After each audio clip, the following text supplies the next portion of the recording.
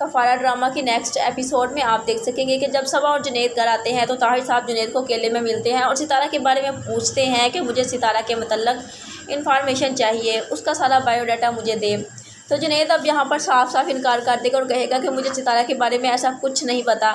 تو طاہر صاحب کہیں گے کہ تم بتانا نہیں چاہتے ہو، مجھے سب پتہ ہے، لیکن میں سارا بایو ڈاٹا اس کے متعلق نکال لوں گا، کسی نہ کسی سے کہہ کر میں پتہ لگوا لوں گا کہ اس کا بیک گراؤنڈ کیا تھا۔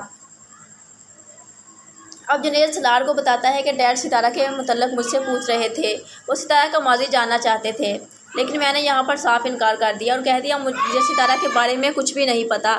تو سلار کہے گا تمہیں پتہ ہے تو بتا دینا چاہیے تھا نا۔ جنید کہے گا ایسے کیسے بتا دیتا۔ تو اب سلار کہے گا تم نے تو نہیں بتایا، لیکن وہ سارا بایو ڈاٹا نکلوا کر ہی رہیں گے ستارہ کا۔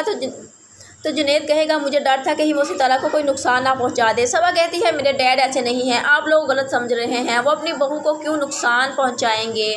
جنید کہتا ہے تم شاید بھول رہی ہو کہ ڈیڈ اس شادی سے خوش نہیں ہیں، تو وہ اب کچھ بھی کر سکتے ہیں۔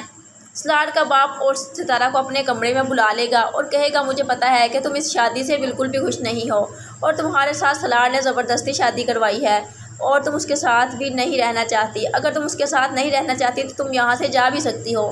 ستارہ کہتی ہے جیسا آپ سوچ رہے ہیں انکل ویسا کچھ بھی نہیں ہے، لیکن طاہر صاحب کہیں گے اگر تم یہاں سے جانا چاہتی ہو تو میں تمہیں یہاں سے نکلنے میں تمہاری مدد کر سکتا ہوں۔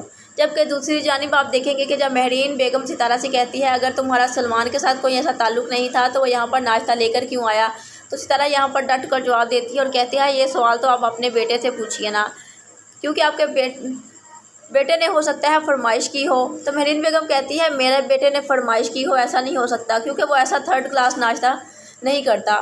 تب یہاں پر ستارہ چپ نہیں رہے گی اور کہے گی اسے دم ہلانے والے کتے بہت پسند ہیں نا، اس کے آگے پیچھے جو پھریں۔